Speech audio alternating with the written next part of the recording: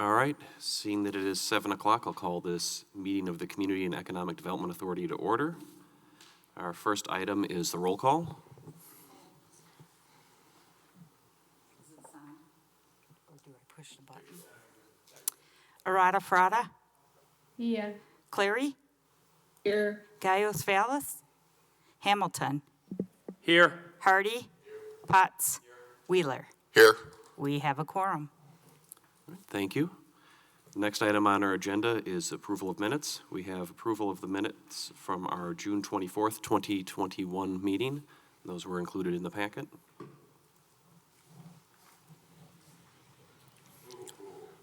Second. Okay, there's a motion and a second. Is there any discussion on the minutes?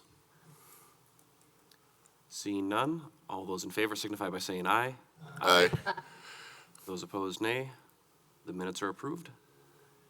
Item number 4 is public appearances for non-agenda items. Do we have any? We have no members of the public with us. Do we have any slips that were turned in? Nope. Seeing none. Moving on to item number 5, resolutions and ordinances. We have none. Item number 6 is an update on the H&A Affordable Housing Endowment Pilot Program financial analysis. And I see them on the screen, so I'll turn it over. Thank you.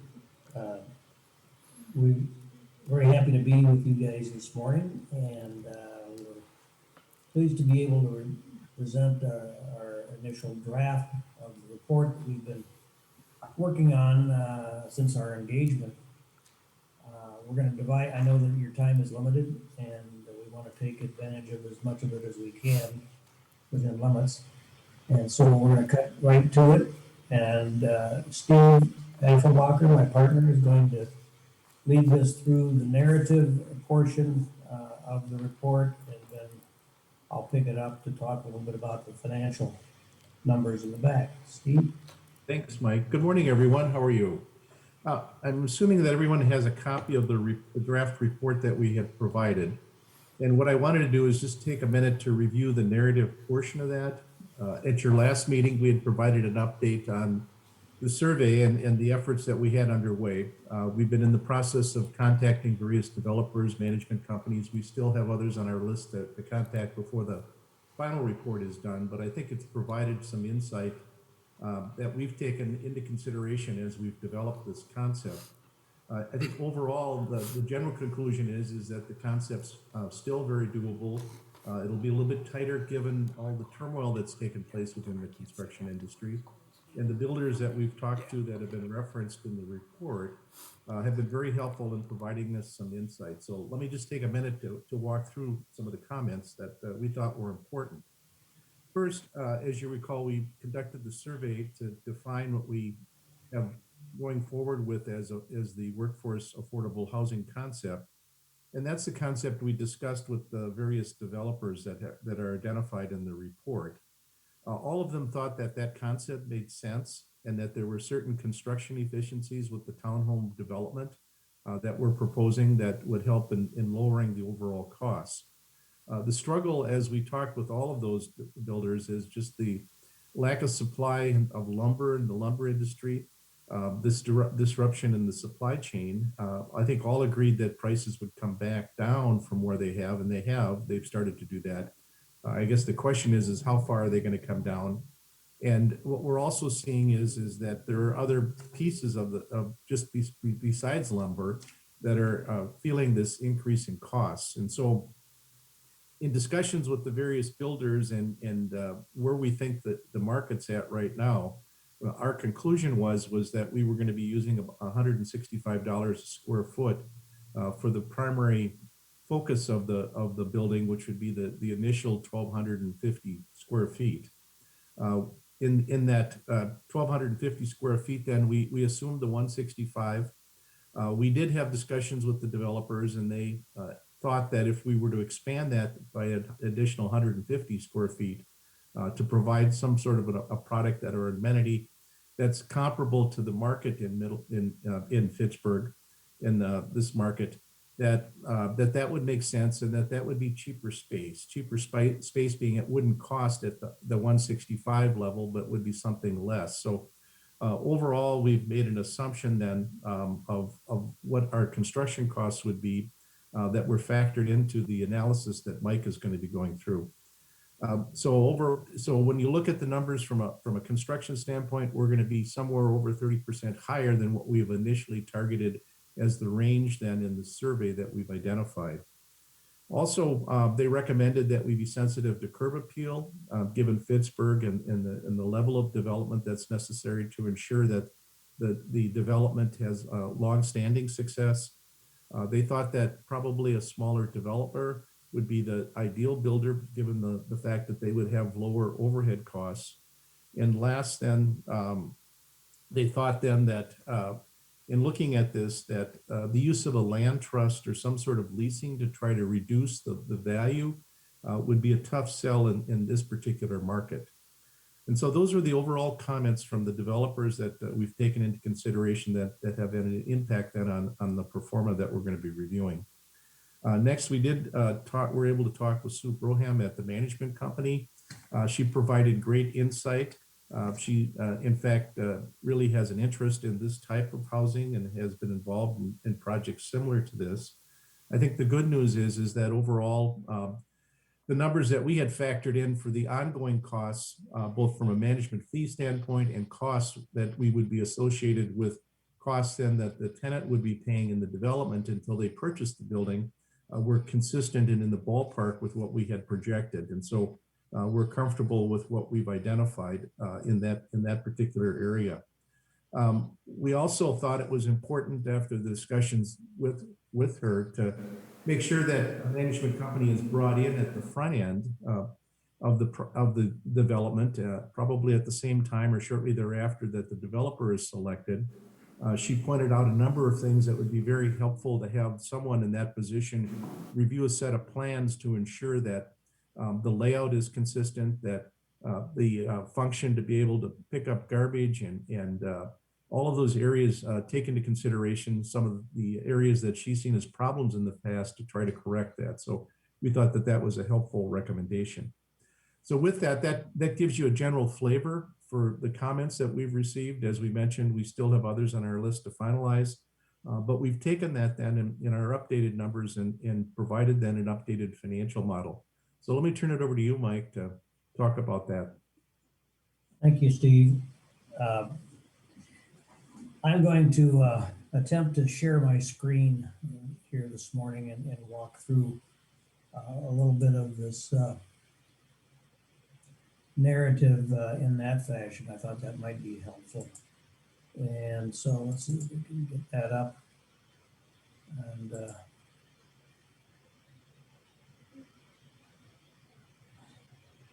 bring this down here to this level. As Steve mentioned, we did have, as you know, since we started the number crunching on this over a year ago, we saw the material costs beginning to escalate. But of course, here, since the first of the year, they really took off. They come back a bit, but we have, in talking with the builders, it's their view that the overall costs of construction aren't going back down. The reduction in lumber pricing is going to be offset by other material cost increases. And so we have adjusted our pricing on all of the numbers that we've been using upward by between 25 and 35% over our original cost projections. We have run numerous models on this analysis, but for purposes of this summary draft, we're going to focus on two of four of the models that we've run. We prepared this summary page that I'm looking at here. It's a page in your report. It would be page 5. And you'll see 4 columns across the top that reflect different examples or scenarios. And the two that we'll focus on with the detailed numbers that follow this spreadsheet are example 3, which is the 80% of a median family income scenario, and example 5, which is the 90% of median family income. The other two is 90% with a grant, and then 100% of median family income. What we have found with the increase of cost of materials, and as you'll see when I go through the sources and uses, we were also able to finally zero in on all of the permitting costs that the city has, which, by the way, are rather high comparatively speaking. But it comes down to close to $90,000 per unit just for the permitting costs that we're looking at here. We had 30,000 included, but there was an additional 60 that had to be accommodated within the numbers. So where are we in terms of total cost? The total all-in number with soft costs and hard costs is a little over $330,000, $332,456. Again, this is for a 1,400 square foot townhome with a 2-car garage and 3 bedrooms, 2 bath. The mortgage amounts that are indicated for each of the scenarios are indicated here. And in our first column, this is the scenario utilizing 80% of median family income.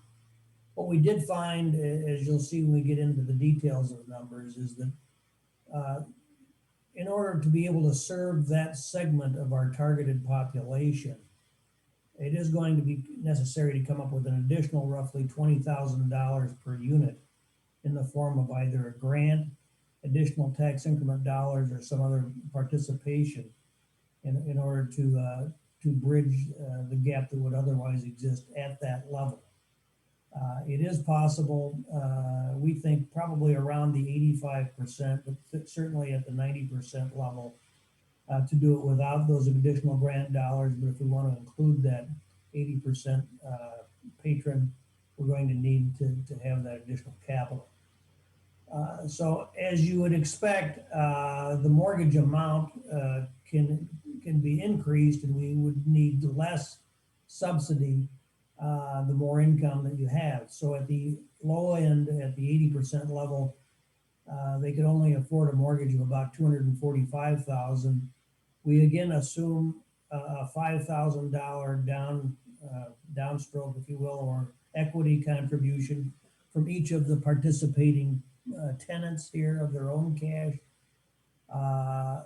Tax increment dollars would be needed at the level of these would be dollars that would be reimbursed at the point in time that the property converts to traditional financing. But up front, we'll need $82,000 per unit in TIF participation that would be reimbursed. There's an additional $13,000 of TIF dollars that would not be subject to reimbursement. And then the grant funds that I mentioned of $20,000. Now, what we'll find with the cash flow is that this moves the number out to a 10-year hold. It would be necessary, we're projecting for the 80%er, it will take approximately 10 years for the equity to build to a point that it would allow for enough equity accumulation to repay the CDA, its initial upfront participation, and also to provide enough equity to provide the cash for a down payment. At that point, the balance owed would be $158,000, which would be repaid with the new financing. Again, the $82,000 upfront dollars would be repaid, and that would leave $130,000 residual equity, along with about $30,000 of net accumulated cash flow. However, we're still at a point with that included where the gap requires participation at that point of about an additional, in addition to the 74,000 of equity for the expected 20% down payment, there's an additional 76,000 that would be required for a total of 150,000 of participation to keep that individual's income or payments at a level that would not exceed 30% of their projected income at that point in time. This means that there would be $150,000 of equity applied to the conversion financing, which we believe ultimately significant portion, a minimum of 76,000 of that should come back to the Community Development Authority when the property is either resold or at a designated point in time in the future, like a 30-year point. So that would be money in addition to the original 82,000 that would be coming back into the revolving fund, the endowment fund for the community. The exact distribution of that is, we say TBD, to be determined through further discussion by CETA and the city. But that's that would be the number, and you'll see these in more detail as I go through it. What we have, so that's the scenario with the 80% grant participation. With 90% of median family income, we're able to do it without the infusion of this $20,000. We still have some additional equity gap at the back end in addition to the 20%, but instead of 76, it's down to 24,000, leaving a net equity participation of about 97,000. Of which, again, at least the 24 should come back to the CDA. And then, excuse me, I'm gonna minimize that there. And then in the case of the 100% participation, in other words, 100% of median family income, because remember, our target was 80 to 100%. So if we had a tenant at the 100% of median income, they would be able to get out instead of the 10 years for the 80%er and the 8 years for the 90%er with no grant. They could do this with no grant and be able to convert within 4 years at 100% of median family income. And the equity participation would be limited strictly to the initial 20% down payment. I'm going to move to the sources and uses page so that we can see some of the detailed numbers that are going into the analysis. And of course, again, we see that the sources equal the uses, which we want to see. We've got a total of $3,324,000 here and change of capital that would be required to cover all of the costs. We're expecting that of that number, $2,124,000 would be coming from financing, and that financing could be one of three sources. It could be either bank, a bank loan providing that financing. It could be a CDA debt, where the Community Development Authority issued a revenue bond to raise the capital for it. Or it could be cash from tax increment proceeds if there was a sufficient amount available, but that would be in addition to the equity participation. In any event, if the CDA were to finance this, the repayments again would come from the payments coming from the tenant for the mortgage payments. Other sources include the $820,000 of TIF participation that would get reimbursed. That's at the $82,000 per unit. $50,000 would be from equity from the tenants themselves for the overall project at $5,000 per unit. We have two costs associated with the project. One would be for the debt service reserve and working capital, and the other for legal expenses and program design and monitoring. 85 and 45, those would be costs that would be absorbed by the tax increment district that would not be subject to reimbursement. And then we have the 200,000 or 20,000 per unit of grant funds shown in this particular example for the 80% level participant. So overall, 2,124,000 in financing, and then 1,200,000 in cash. Cost-wise, we have assumed a total of $320,000 for land. This is for approximately, we're assuming approximately an acre for the 10 units.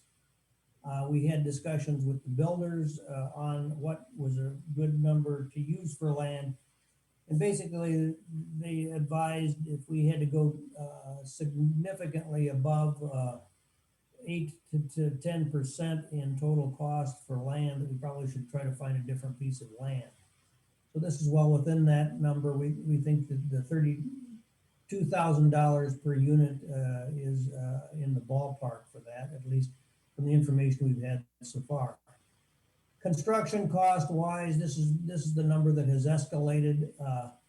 We are at an average of $156 per square foot. That we started with 165 with the increased costs.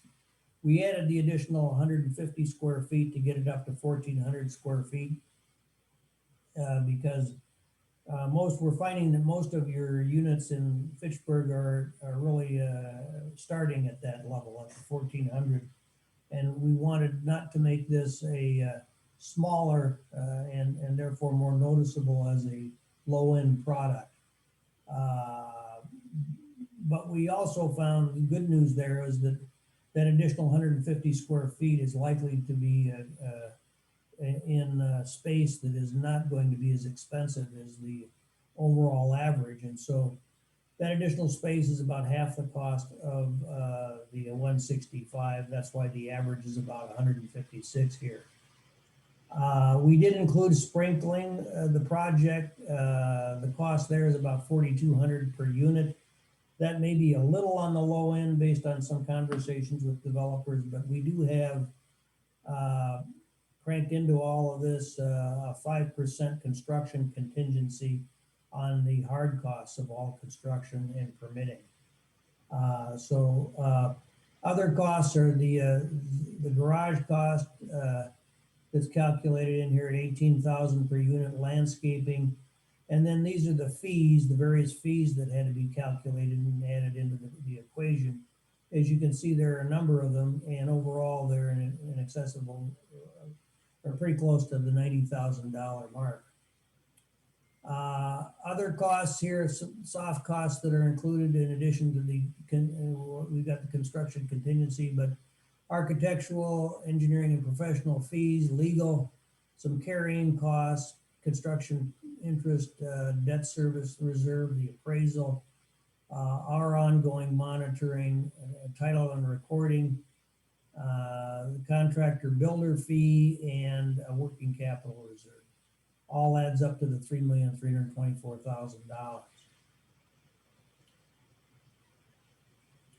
The next spreadsheet is again a summary of more detailed information, but over on this side, we wanted to just remind everybody what some of the assumptions are going in, to add a little more specificity to what 80% of the median income is. The median income is about $95,000. So 80% of that is $74,240. We have targeted only 30% of that number as being the portion of their income that would be eligible for financing, or excuse me, eligible to pay for housing costs. So that amounts to $22,272 per year. This is broken down below here on a monthly basis. So monthly income is $6,187, and 30% for housing is $1,856. We've got our total cost of $332,000, the $5,000 down payment, the CETA participation at $82,000, the net mortgage amount, and and by the way, when we started running the numbers, we were running them at 2.9% interest. Interest rates have gone up, so we've got a 30-year mortgage is now available at around 3%, and we've increased the number here to hedge it. at 3.2%.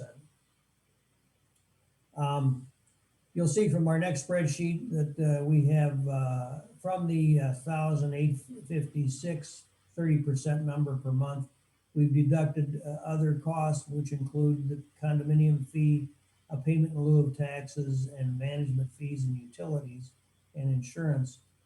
That leaves us a net available for the mortgage of $1,051, and the actual mortgage based upon the $245,000 amount is $927, leaving a margin of $124, which is going to accumulate and be used at the takeout point. What we are projecting at the end of 10 years is a cost of mortgage for a conventional loan at 4%. We assume a property appreciation during this period of time of only 1%, and we assume wage and cost inflation on all of the management fees and other costs of 2%. The appreciated value after 10 years with that 1% appreciation would be approximately $370,000. When we get done paying back CETA and the loan, we've got a $130,000 balance along with the accumulated cash flow of $30,000. But out of those numbers, we have to apply $74,000 for the down payment, for the traditional 20%, and then the additional 76 to get us down to a mortgage that would allow for just 30% of their income to be used for housing on an ongoing basis. That leaves a margin of $10,000, which comes back to CETA in addition to the 82 that we had originally donated to the project. The end of the day, the benefits to the city and to the homeowner, we end up with at 10 years, we end up with a project that's got a taxable value of almost $710,000.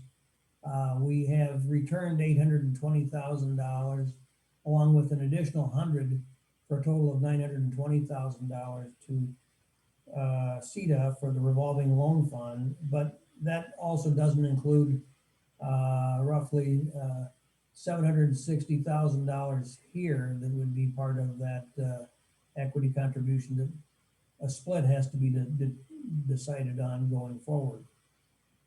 The homeowner ends up with a $370,000 home with a very sizable amount of equity, of which they would be receiving roughly half or less, depending on what CDE decides to do with that at that time. And they're still only paying 30% for their housing at that point. I want to be for time here. This spreadsheet just provides some further detail on how we got to the mortgage amount number, but I think it's covered in our next spreadsheet. So for purposes of time, I'm going to skip to this spreadsheet, which I think sums up what the cash flow looks like for this particular unit. And I'm going through this scenario in much more detail. I think once we've gone through one of these, you can look at the other spreadsheets and understand how the spreadsheet is working and kind of absorb it on your own. But I wanted to take the time to go through each of these so that you kind of had a better feel for the numbers. This spreadsheet is looking at the cash flow over time over this 10-year period. And we start with the median family income, which, as I said, in 2019 in Dane County is $92,800. So 80% of that is the 74,240 number. And then 30% of that is the 22,272, from which we must deduct various fees. And that includes the condominium fee, a payment in lieu of taxes, which would be dollars that would be coming back to the city in lieu of what they would normally get in tax dollars. It does not include the school taxes or the county's tax. Ultimately, as you can see in following this line across, at the conversion point after 10 years, once the property owner takes control, property becomes taxable and they do pay their full tax payment out here in the 11th year and then going forward, instead of the payment in lieu of. We have insurance, we have management fees, and we have the utilities. That leaves a net income for the mortgage of $12,610 or $1,051 per month. We're paying $927. That leaves the $124 margin. And as you can see, over time, we accumulate from that margin approximately $30,372 by the end of the 10th year, which is applied to the mortgage going forward. In the 11th year after the end of 10 years, we're no longer paying a management fee because it becomes the homeowner's project, but we're paying our full taxes. And with that, we end up with a balance in terms of total cost and going forward. So that was a rather quick review of the spreadsheet on the 80% level. This next spreadsheet is the same. The next set of spreadsheets are the same spreadsheets, but this is example 5, which was the 90%. But this one again has the same total cost of, and so far, so all of the uses are the same. In sources, the difference here is that we have a larger amount of mortgage because we've eliminated the grant fund from this scenario. So we don't need a grant in this scenario. And if we flip down here to the cash flow projection, you'll see that it's after 8 years, not after 11 years, that we're able to convert this to traditional financing, and we have a little bigger margin overall. If we get the grant and we decide to use it here, it moves it up another year earlier so that you'd have the ability to convert after 7 years. And again, the 100%, if we did run it at 100%, I didn't include it here, not wanting to overwhelm you with the numbers, but which I've probably already done. But the 100% scenario is going to allow for complete conversion of this after the 4th year. You're able to take care of converting that and getting the homeowner on his way to homeownership at that point in time. So with that, Mr. Chairman, I'm going to stop for the moment and see if we can maybe take some questions. All right, Andy? thank you. Oh, go ahead, Mike. Yeah. One thing I would just add, just for CETA members, if the 20,000 per unit or 200,000 for 10 units, the source of a grant fund for that could be, we could go to Dane County CDBG or home funds to be the source for that grant. That doesn't necessarily have to be through our kind of housing fund that'll be capitalized through the excess TID increment from TID 4 and TID 6. So just wanted to put that out there, that there could be another source of funds through Dane County. Okay, that was actually going to be one of my questions is, do we have any idea what might be a source for the 200,000, but if that's one. I guess a question too is, it seems that with the examples you're assuming with the different percentages of median family income, that all of the units would be operating on the same schedule. Is there the ability to, in essence, mix and match that if we're going with the 80% in the grant funded, but if somebody's coming in at 100%, or is there an opportunity for somebody to have a more accelerated schedule? Yes. Working within the larger framework, since I'm assuming you're assuming that with each of these models, all 10 units are at the same percentage. The short answer to your question, Mr. Chairman, is yes. We believe that we ran it with the 80% scenario, this first set of exhibits in this particular column is the 80% scenario. And if all of those, assuming every all 10 of the units were rented to individuals at that income level. We know it works at that level, but the likelihood is that you're going to have a mixture. We think it's healthy to actually, in fact, have a mixture of tenants in the project that would span from 80 to the 100% level. And to the extent that you have others at a higher income level, each repayment plan, of course, will be tailored to their situation. And we would find that those units would convert earlier. And we would have a period in time when there would be certain units that would be owned by the homeowners and the residual units would still be owned by CETA, but ultimately it would all be converted not later than, under this scenario, the 10-year period. Thank you. Julia? Yes, I have a couple of questions. So, so the general one is for the tenants, because they're gonna be tenants at the beginning. They have to be, what is the policy for them? They, like if we assume 80%, so it means that a year 10 is when the conversion will happen according to the model. So does it mean that those people need to be 10-year renting in order for them to do the conversion at a year 10 or year 5, depends which model they are? How do you control that? Because, I don't know if people can come and go, how do you incorporate that analysis? And that's a great question, Julia. The answer, I think, and Steve, you add to this, please, but the key, one of the key secrets, I think, to the success of this program is aligning with a very qualified management company that's going to, number one, be adept at screening the candidates to identify individuals that are motivated for home ownership and that meet the qualifications of the income levels that we're seeking. On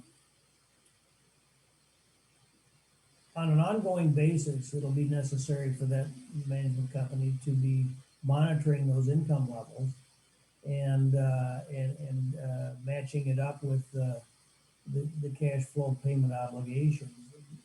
Let's say this individual's income accelerates and they are in a fortunate position to be able, instead of they start out at 80% and within 2 years they're at 100% of the MFI chart.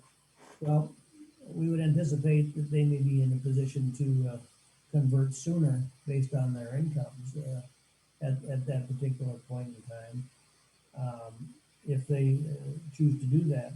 If they choose not to continue with the program, they're going to forfeit the $5,000 equity participation that they came into the program with. And so we certainly want to make sure they understand that. That unit then would be rededicated and aligned for sale to a subsequent homeowner. The question would be, and part of the program modeling and design will have to determine whether or not they start fresh or they pick up on that individual's position. If it's still in good standing with the record keeping and with the payments, an option would be to allow them to assume that payment schedule with their own contribution of equity. I have another question. Chair, can I make a Go right question? ahead. Yep. Okay, on page 6, in the exhibit 2A, under construction cost, we have park land dedication fee, park improvement fee, city building permit. I was thinking, or my intention and thought was that if this one are a city initiative to promote affordable housing, I don't think that we should charge all of those fees. It's something that the city should absorb or should be part of, you know what I mean? So, you know what I mean? So, because that one is one of the fees that make sometimes, you know, construction even higher. And I know that other municipalities, what they are doing this type of affordable housing, they are waiving some of those fees. So that one is one of my comments, and you know, what I mean, it's something that, you know, it should be, you know, why we need to put this fee here, but it's, you know, it's for discussion. What was the other one? One second, I have another one. Okay, this is for now. Oh, my other, in general, you know, I think this model, this math, you know, is great, you know. My only concern was, I was thinking at the beginning that the conversion, you know, will be sooner than 10 years, you know what I mean? So I know that with the 90%, we can reach that conversion at year 5, but you know, with 80%, it's kind of double. And you know, that one was kind of like, I was anticipating that the conversion was sooner than later, but you know, it's what it is. But Well, we were thinking the same way, Julia. When we started this, our initial projections and numbers that we had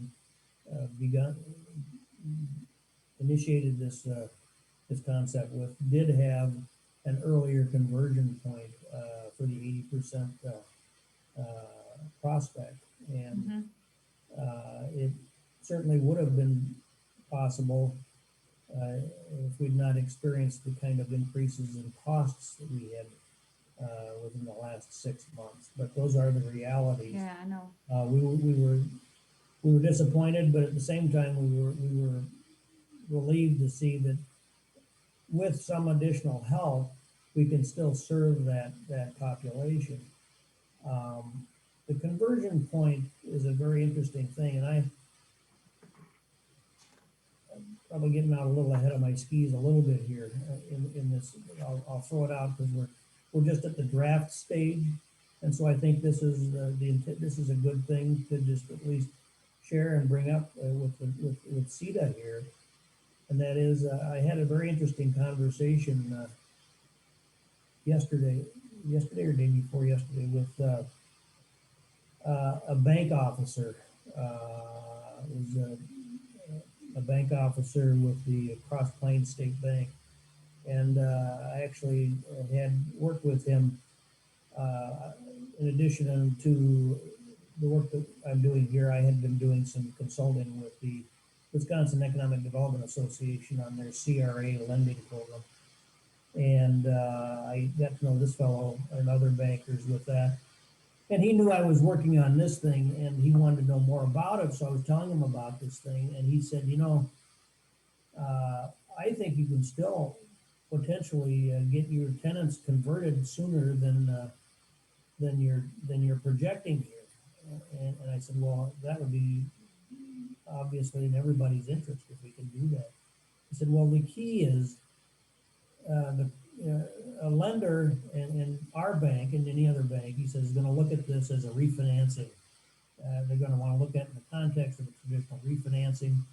And one of the most important features, or one of the most important considerations in that analysis is the track record of the homeowner that's been making the payments on this thing. So one of the things he suggested that we do as a ongoing obligation on our side would be to have to have this reported as even though it's a rental payment, to have it recorded as though it were a mortgage payment with credit bureau, so that individual builds a credit record of having made payments like this on time.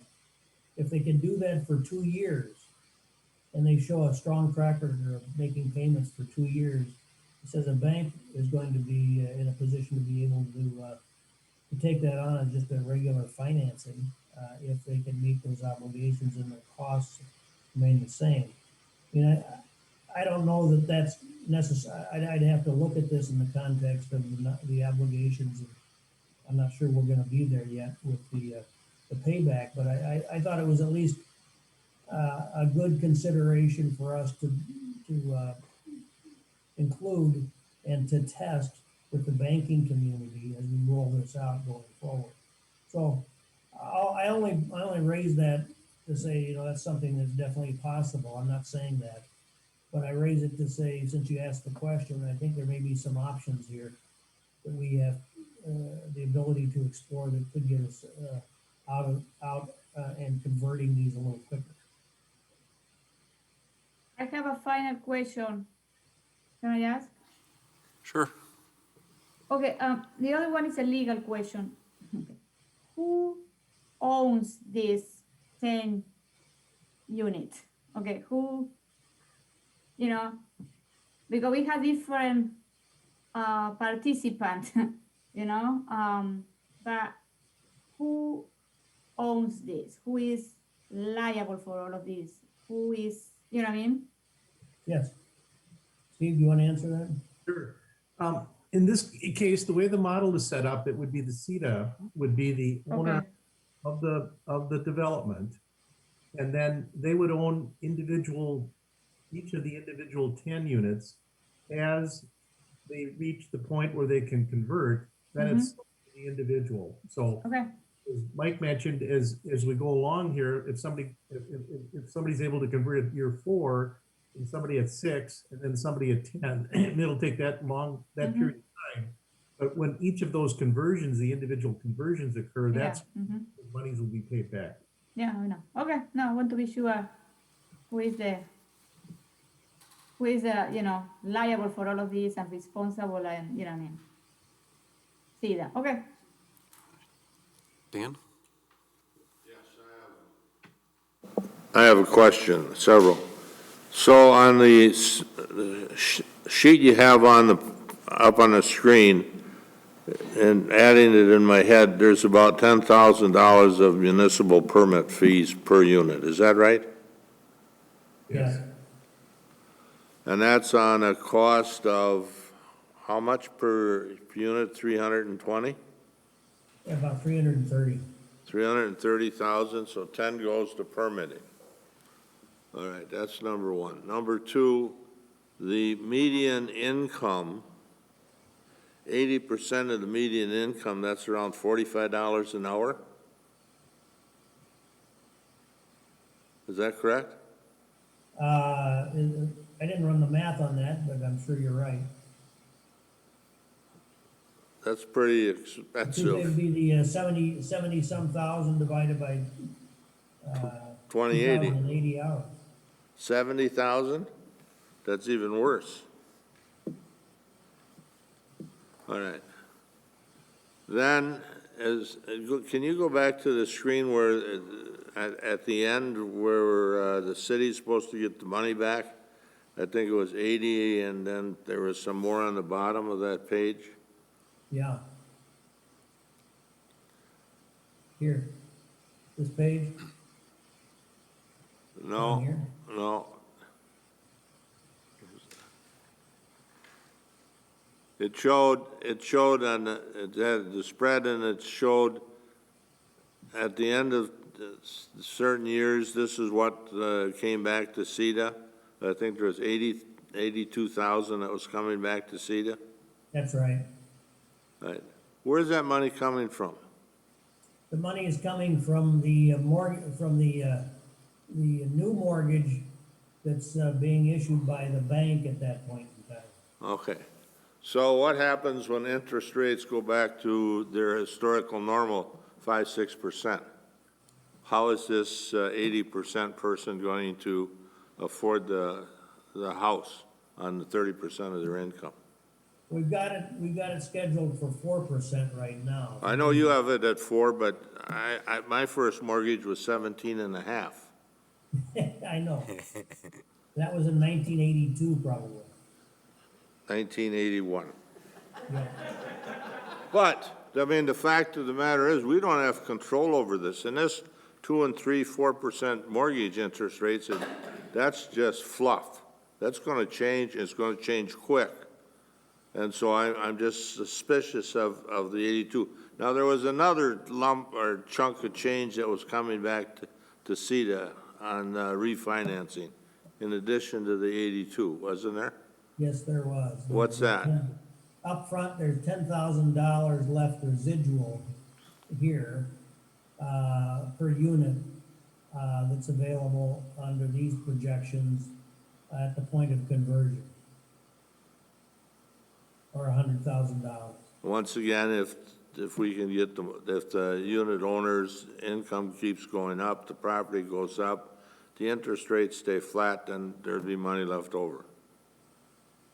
Well, interest rate's not staying flat, but going up by the rate we projected, yes. All right. Then going back to Ulia's, one of her first questions.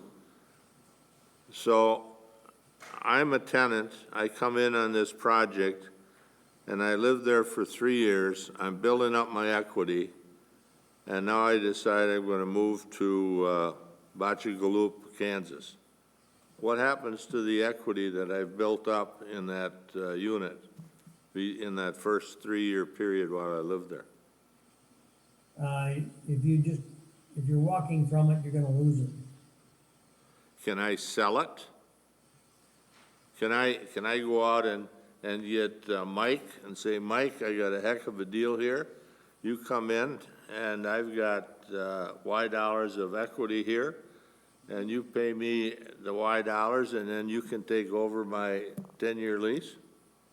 I think that it would be Art and Steve, you should weigh in on this as well, but I think it's our thinking that that's a decision that could not be made by that tenant on their own. That would be a determination that would have to be made with the representative of CETA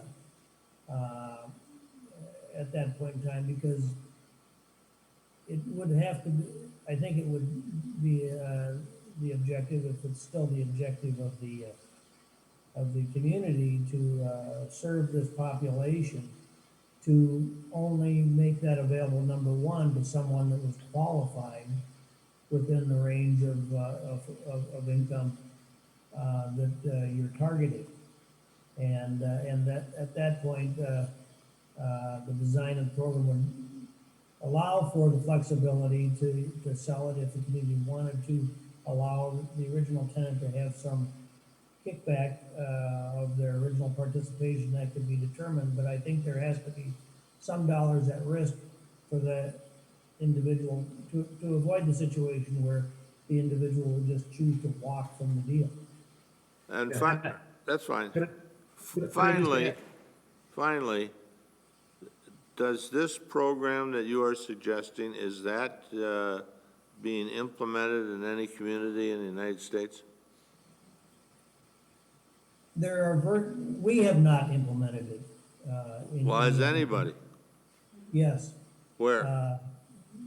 In the case of there's a program in Milwaukee called Strong Homes or Strong Bond. I could send you the reference for it. Please do.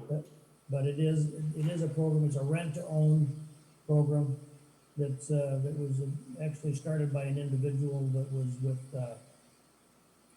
I think it wasn't Habitat, but it was another one of the Milwaukee housing programs. They started it, and it's actually a for-profit, not a not-for-profit structured deal, but it's fundamentally it's a model similar to this. I'm going to help you out there, Mike. It's the Gary Gorman Project, Marquette Neighborhood. Isn't that the one you're talking about? Yes. Well, there's another one too, but that one, you're right. That is. And then Dan, just for clarification on the income, that's assuming a 3-person. So I'm guessing that's a double income, not a single person. Is single person is, what is it, 760. If you look on That's right. page 1, under the 57. assumptions. Yep, 760. for one person, yep. Yeah, I think when I run the math, assuming that three-person household, if it were a single income, you'd need $35.69 an hour. But if you're assuming two incomes, they'd need to be making $17.85 an hour. Childcare? Just saying, in terms of what the income level would be necessary to hit that mark, assuming dual incomes. Okay, thank you. Thank you. You're welcome.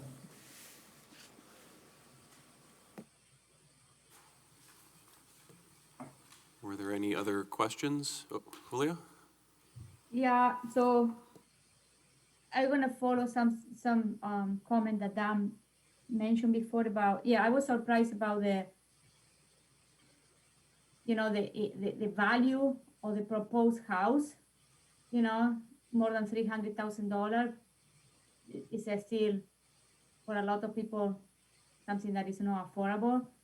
So in my mind, I understand that there are a lot of circumstances, construction costs, I think that we cannot control. So in my,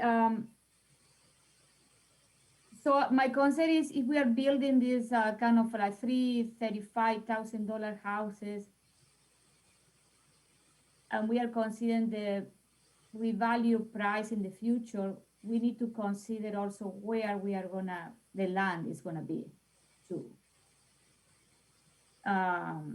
You know what I mean? So, because right now we find these $35,000 houses, they are new construction in some new subdivision in the city right now. So, so that one is, my concern is the price, the value, the price, and I was thinking more like, 80% or 90% of the, median income, for me, it's too high. When we start this process, I was thinking more like people in the 60-70%. But, it's what it is. Well, we need to start at one point, and there is a lot of things that we cannot control as a city, as a city, and it doesn't mean that we cannot try, I know that we don't have control about the interest rate, the mortgage rate, what is gonna happen in a couple of years and all that. But I don't think that those things can stop us from trying to do something, you know what I mean? So this is my point. Mike? Yeah, I just wanted to add, Julia, that you'll see in our affordable housing budget for 2022, there's a line item in there for H&A advisors to take us through the next level of analysis that will include zeroing in more on specific sites and land too. So it'll start to go to that level of analysis. So yeah, so Mike, I got the same question. So where's our next steps with this? We've heard the preliminary presentation. Where do we go from here? I mean, Dan asked some very good questions. Julia had some. So what's our next step as a group here? Do you want to take that one? Mike and Steve, do you want to walk us through that? We've got their proposal included in our 2022 budget. And I think one of the next things was Joyce and I were going to work together to identify some potential land areas, more than likely in the Fish Hatchery Road corridor there, and we've got some ideas already, and then connecting and working with Mike and Steve on that. Yeah, before we get to that even though, I just wanted to clarify what we're doing today and where we go with this document from today. This we can still consider a draft report. And the purpose of today's meeting with CDOT here is to have had the opportunity to have further vetted these ideas and to get the kind of questions out on the table that you all are asking. I think those are great observations and great questions. And the intent in terms of next immediate step, I think, for us is to take those questions and fold the questions and the responses to those questions into a final report, which would be due at your next meeting, I believe. And then that document gets delivered and distributed to the housing committee and to the council for their review and information and consideration as well. So we wanted to use this meeting today as kind of a gut check, if you will. Are we still traveling in the direction that CETA wanted us to be traveling insofar as the general plan that you're seeing? And I know that we all would like to be able to bring this in at a lower cost and to have a greater margin than what we have, but we still do have flexibility in some of these numbers. Maybe not at the lowest end, but certainly within the range of the targeted population that we're talking about. So that would be the next step, is to complete the report. Then following that are the steps that going forward into the coming year would be actually working toward putting the meat on the bones of a specific site. Steve, maybe you want to talk about that part of it. Sure. What we had talked about is should this concept be approved by both CETA and the city? And as Mike said, is probably a good description, is to put meat on the bones. In other words, it's really site specific. There's different zoning requirements within the city, so it's important to know where the site is. But it doesn't necessarily mean that the site needs to be required, but it needs to be locked up so that we, within a certain period of time, then should the city and CETA decide to proceed with this, that they would be able to have a specific site that under which this development could be undertaken. So the first would be, what's the site? Second, then, we would need to begin to think about who those builders would be, who the management company would be. We would also want to be able to have discussions with them, and then ultimately for both of those services, CETA would do a request for a proposal to be able to receive those proposals, review them, and decide, given the responses there, is there a firm that makes some sense that should be designated to move ahead to the next step. Prior to that, though, we also would like to have further discussions with the financial institutions, as well as some of the all of the partners that have been identified. As indicated, grant sources need to be reviewed with the various sources that might be available within the Madison area. We also want to talk with the bankers and get a better understanding to really address, and I think that question of where will future interest rates be 10 years from now is a very important question. And we wanted to try to address that, to say, what can we do now in terms of, is there a bank willing to do something that would at least give us some assurance that there's a way to make the numbers work for this project, for that takeout? Because that certainly is a risk that we need to be aware of and try to find a way to try to mitigate that. So all of those important questions that you've raised need to be addressed, and this would be the next step then to address those, so that you're at a point where you feel comfortable that this makes sense, and then ultimately would say, let's build the project, the development. Andy, can I ask a question to Joyce? Okay. Joyce, are you planning to bring this presentation to the housing committee? Yes. Okay. I mean, they've been reviewing this all along. And you mentioned about the 60 to 70% income. This whole model was based upon the responses that we received from the 30 some odd surveys, Julia. Yeah. So I think this is just a start. I believe people, when we initially talked about it, is they wanted to provide a product for the school teachers, the firemen, that type of person. So their modeling was based upon the survey results.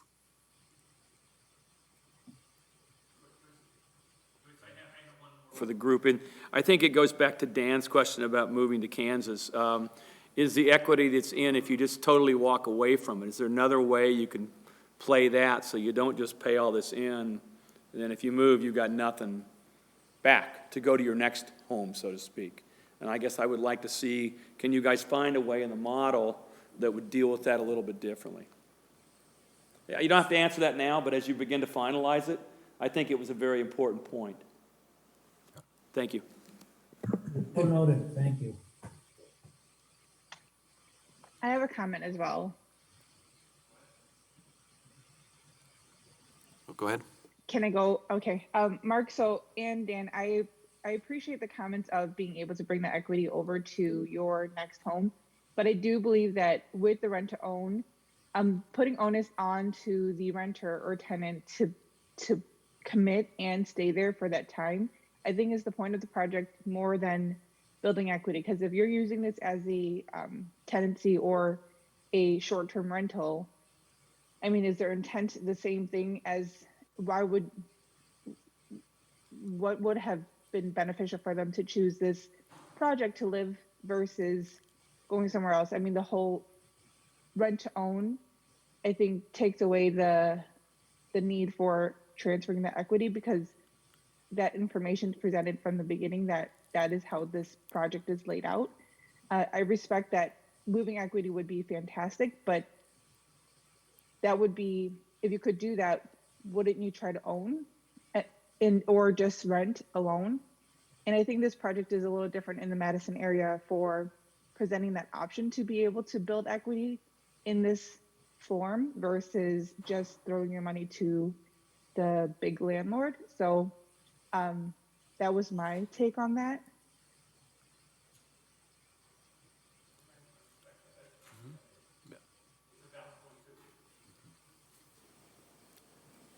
Okay.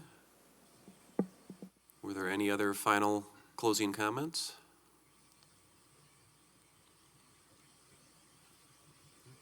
Joyce, did you have? I guess I'll just make one quick comment. And we did kind of talk about this early on in the Housing Advisory Committee about, do we want to have it, this type of product to stay in affordable housing? So would we look to somebody in the circumstance that they want to get out? Would we go look for someone that's willing to be in that 80 to 100% of MFI, or do we want to go ahead and allow people to sell at market rate?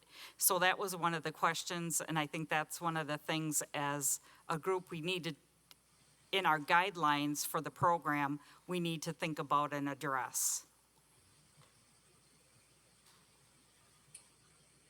Mr. Chairman, if I might Yep. also, and I know this is a lot to absorb right now today, and so it's probably unfair to ask the committee, are you in favor of this so far or not? So I'm not asking that, but I am suggesting that we will continue to assume that we're on the right track, and that CETA thinks that we should continue along the direction that we're on until you tell us that we're not. And so therefore, as a follow-up to this meeting, if you give it more thought and there are other concerns or issues you think that we should be addressing, or even more importantly, fundamentally, you just think this isn't going to work, and you're not thinking that we're going the right way at all, I guess we'd like to. This is an opportunity for us to check that and to go a different direction or to do something else, if that's the way that the group wanted us to go. But like I say, if barring other input to the contrary, we will continue to work in the direction that we're suggesting right now, and follow the path that we've outlined. So please, I would encourage Mr. Chairman, if there are comments or thoughts that through you or through the staff, if we could get any input you'd like to provide, we certainly encourage it. All right, great, thank you. All right. Seeing nothing further, we'll move on to item number 7, which is our 2022 draft CETA budget. Mike, you've got a little less than 15 minutes. Yep. Thanks, Mike and Steve. Appreciate you getting up Mike. early this morning. Thanks, Steve. Thank you all. How about those bucks? Gotta get down to the parade now. Yeah. Yeah. Oh.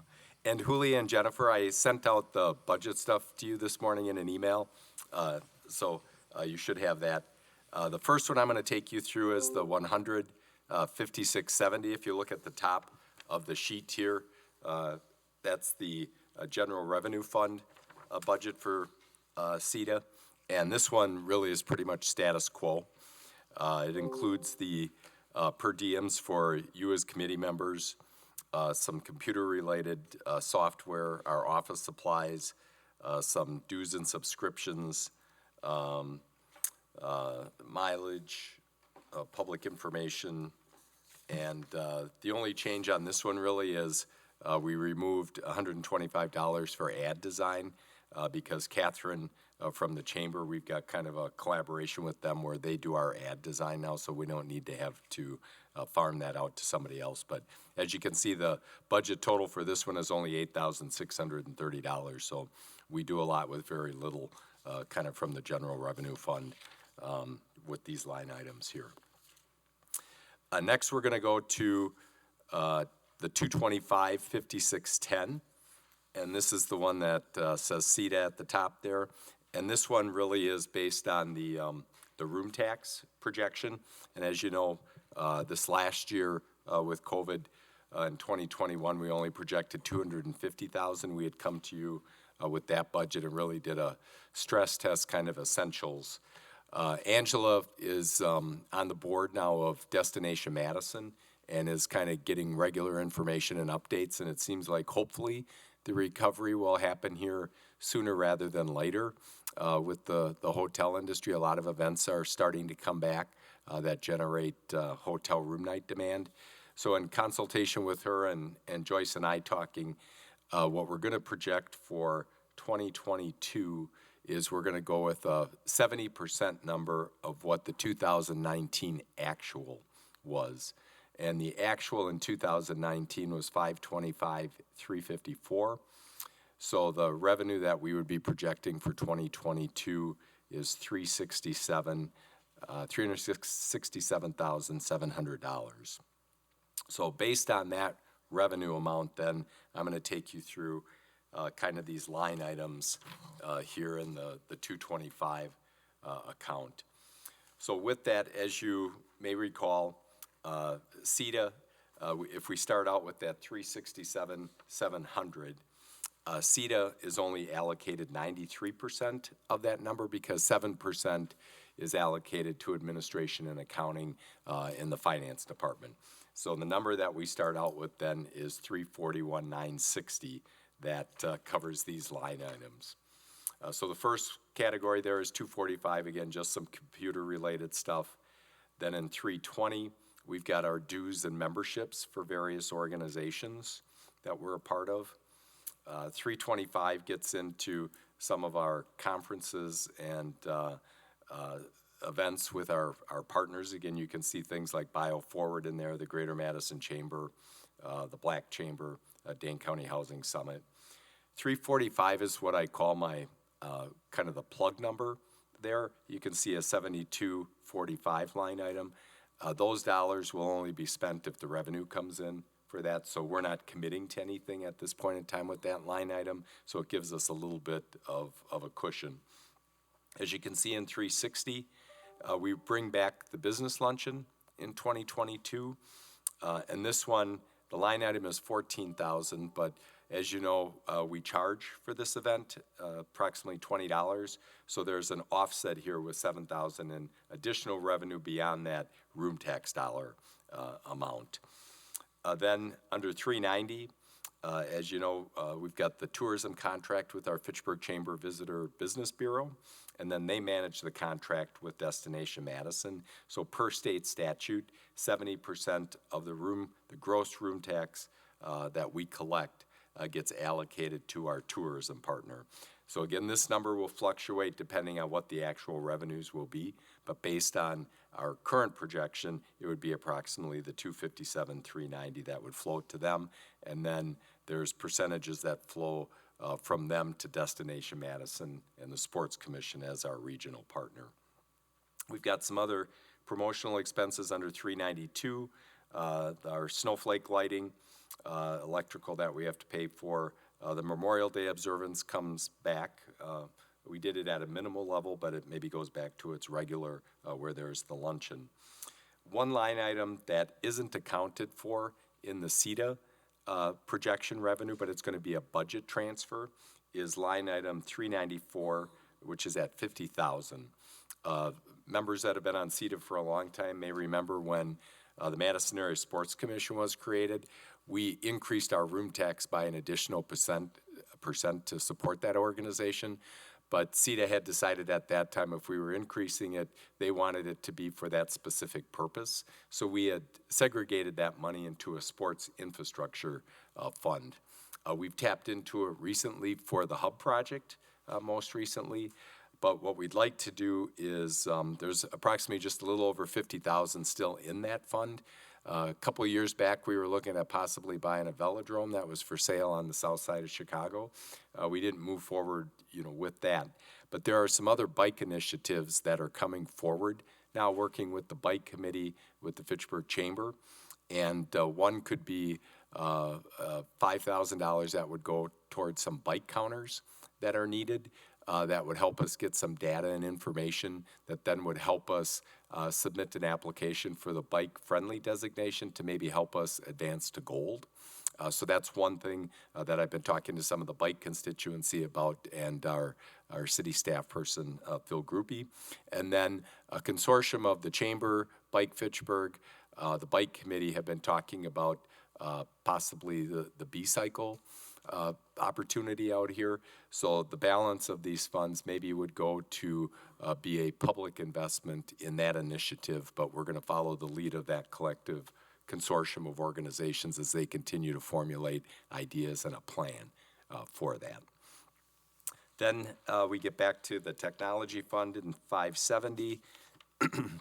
And then there's some of Joyce and my salary is offset. It's 20%. Through the room tax budget for some of the tours and marketing and promotion that we do. So this total CETA budget is based off then a gross kind of revenue dollar amount of $348,960 because we add in the $7,000 from the room tax revenue, and these expenditures reflect that, except for the $50,000 because that's going to be a budget transfer there. So any questions on the CETA budget? Again, we'll manage it quarterly here as revenue comes in, and we'll make adjustments based on that. Because if let's say, it doesn't recover as fast as we think, then we'll hunker down again, and we're not going to commit to things until we see the revenue kind of coming in. Why can't we continue to support bicycle or other sports activities out of the segregated sports budget?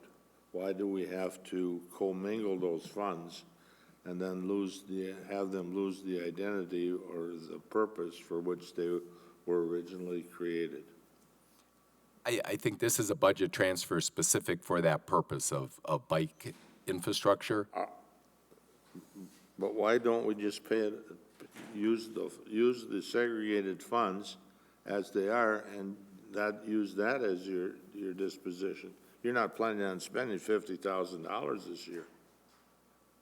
We're potentially looking to spend it either over this year or next year there as they formulate the program for the potential B-cycle concept. And they've got some details and information as far as how much the actual kind of infrastructure and stations cost. When did this come up before CETA that we had an opportunity to examine? No, that's why I'm mentioning it this morning. Why don't we wait until after people, we approve it before we transfer the funds? Because it's easier to do it now. Can I ask a question? Sure. Go ahead. No, following with Dan's mention, I don't understand what is this transfer of money, where it goes, Mike. Can you, the 394, where you want to transfer this money? Where is it being transferred from? What was Yeah, your I don't question, know. Julia?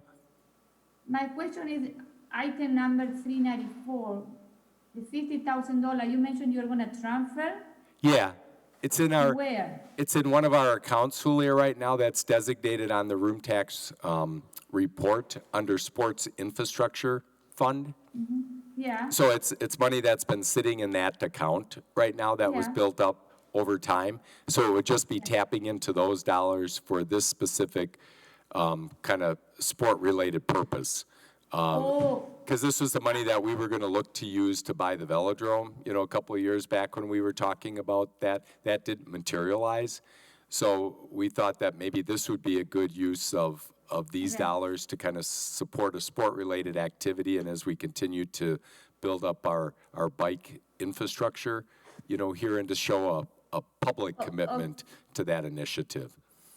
okay, so what I understanding, what you're trying to do is to release and make the money available for 2022 budget, so we can, we can cover those bike initiatives. This is what you're trying to do here. You Exactly, release- yeah. And as Joyce, Release the money from the bucket, so it's ready for 2022, so we can use all these bike initiatives that maybe this is one done, asking the question, because those initiatives, I know about those initiatives because background information, but maybe CETA member, they don't know about this. and maybe at the next CETA meeting, maybe, and I'll defer to the biking constituency here as far as if the timing is right to maybe provide an update on their activities and initiative. So Dan and Julia, I'm chair of the bike committee, and Andy is also on the bike committee. And what we are looking at is an attempt to improve the quality of biking in our city, in addition to be able to count people riding through, which right now we have no idea, which is one of the factors to become gold. We are currently silver. And I presented this to the Council of the Whole last March, a full 20-page presentation. Andy helped me. I don't know if Jim were you on the, you might not even been on the council yet, but Jim, that was right before the election. Secondly is the Trek has e-bikes, which have come across the whole country, are huge. And Monona just spent some of their city money to get into this. We're looking at that. Madison has been into it. They've got I want to say 75 stations. Happy to come here when we have a plan. We are working with Trek to put a plan together that will talk about the infrastructure, the ongoing cost, where they would be located, and more importantly, the good thing about all of this, we are looking to put this in places of the city that may be underserved and will help people move around. So it is a work in progress. Mike brought this up a week or two ago about the ability to potentially help this be a footprint to get it started. Is that clear enough, Mike? Yeah, and I guess I would just, maybe Dan, to answer your question more directly, this is kind of a placeholder in the budget for it, so that way we don't have to come back and do a budget amendment. But I think once the plan is formulated, before we would expend the dollars, we would have them come, to CETA to, definitely kind of authorize the use of it. But through our finance and budget process here, it's better to have it in as a placeholder on the front end. And then as we get the details of the plan, we can bring it back to this group and just make sure that we get the official sign off to actually expend the dollars. And if I can add one more point, we're hoping to get some businesses in the community engaged in this as well. Yeah, it's a larger program. I can't than just our identify city what they are we're targeting, but there's a proposal being worked on, and it's going to run back through the chamber, and then it will go through our bike committee, and then I think we bring it here. I mean, I'm looking at you as the chair, Andy. Does that kind of make sense logistically? So nothing's going to be done until you see a proposal. And I was going to make the similar comment that I think there are private sector partners who would also be working as part of this. This would be the city's portion of a larger project, and as a placeholder amount for an as yet to be determined plan. It just strikes me that when you take it out of the segregated account and put it in the general budget, it becomes fait accompli. it's done. And we lose control over it, and that's not why the sports commission was, or sports fund was set up, and so that's why I asked the question. And Dan, maybe I'm not clear with Misty there, because I don't think the budget transfer would happen until we're ready to expend those dollars there, but it's just identified in our 2022 budget. But I'll double check with Misty on that, just to make sure as far as when the actual transfer would occur. Because I agree with you that, you know, we want to use those dollars only specifically for a sport, you know, infrastructure item there, and not just to move it into a general revenue fund category Okay. there. Thank you. I just want to clarify that, Dan.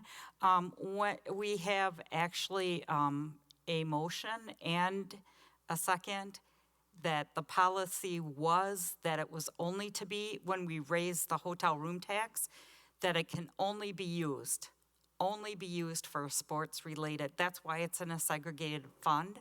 So there's no way that it can be taken out for any other purposes other than sports related infrastructure.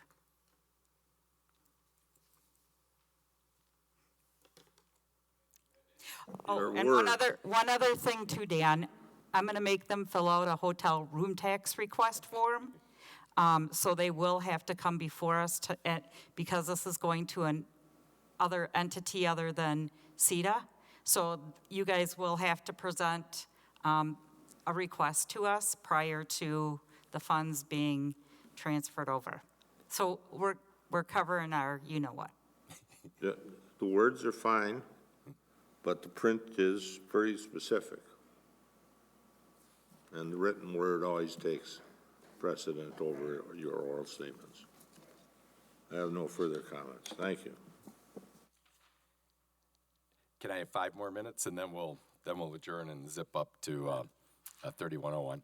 Under the housing fund, you can see we've got the housing committee member per diems, and then we have the next step of the housing concept feasibility. That's with Mike and Steve at H&A Advisors, and then lastly the WIDA Housing Conference. So those are the dollars that flow through there. Then I just wanted to give a couple of announcements real quick on projects. At the Plan Commission Tuesday night, the Kepler Center expansion on Nobel Drive for Promega was approved. That's 135,000 square foot expansion. The USONA Institute on the Promega campus was approved. That's a 91,550 square foot. And then there's 2 one-story cottages as part of that. The Riversong Senior Housing Development for Terra Vesa was approved. That's 4-story, 128 independent units, 3-story assisted 60 units. And then we've got Terra Vesa, the preliminary plat is flowing through that process. That'll bring another 432 buildable lots in Terra Vesa. The PDD GIP for the Inspiration Point, which is in Swan Creek, which is north of East Sherrill Parkway. It's kind of the last area for development in Swan Creek. They're looking at 54 residential units. There would be 5 duplex units, 6 5-unit townhomes, and then 1 6-unit townhomes, and then an 8-unit CBRF facility on that property. So that's flowing through. And then we've got on lots 53 and 54 on the west side of McKee Farms Park. They had a pre-application meeting from Andev Development. They're proposing a 2-story, 72-unit assisted living and a 1-story, 36-unit memory care facility. And then the gentlemen that were going to go and visit their Terrace Point project, they were on the Plan Commission for a pre-application meeting to do another building off of the Oshala Drive extension up there by UW Credit Union between Fish Hatchery Road and Index Road. That would be another mixed-use building with approximately 10,000 square feet of commercial and 164 apartments. This was just a pre-application for them to give feedback and input as they kind of formulate more detailed plans for that. And then we've got 2 events coming up. On Tuesday, July 27th is the kind of open house with MG&E for the O'Brien Solar Fields. That kicks off at 4 p.m. with the program starting at 5 p.m. That's next week, Tuesday, July 27th. And then on Tuesday, August 3rd at 5 p.m., Promega will be organizing a groundbreaking for the USONA Institute. So keep an eye out for an invitation to that event as well. And then this Saturday, I think it is July 21st, there's an open house for Little John's, right? Oh, okay. Oh, which one? Okay, sorry. I'm delayed, okay. Trying to do too many things at one time. Sorry about that. That's all I have to report. I just have one quick thing that I want to mention. So we did get the bids in for the wayfinding. I believe at budget time a couple years ago, some funding was transferred out of our signage fund to cover in the event that the wayfinding bids came in over what was in the CIP. So I need to check with Misty to just verify the dollar amount. So you may see some tweaks to our budget based upon that. And then I also noticed that Mike changed one of the numbers that I had changed for 2022 on the affordable housing. We wanted to include the new city administrator at the WIDA conference, because that's a housing conference, and we wanted to cover his registration through that affordable housing fund, so I'm gonna request that Mike change that number back. So there might be a few tweaks to the budget before it's submitted, so just an FYI for you guys. It's still in draft form and it's due on Monday with Misty, so we're just coordinating just some final tweaking details with her. But you've got kind of the 30,000 foot big picture. All right, any additional announcements? And again, we're going on a tour now to Terrace Point Apartments after we adjourn at 3101 Fish Hatchery Road, the former juice plant site. Just go to the front entrance off of Bowman Road up there, and we'll gather at that point. All right, entertain a motion to adjourn? Is it Dan? Okay. We have a motion and a second. All those in favor signify by saying aye. Aye. We are adjourned.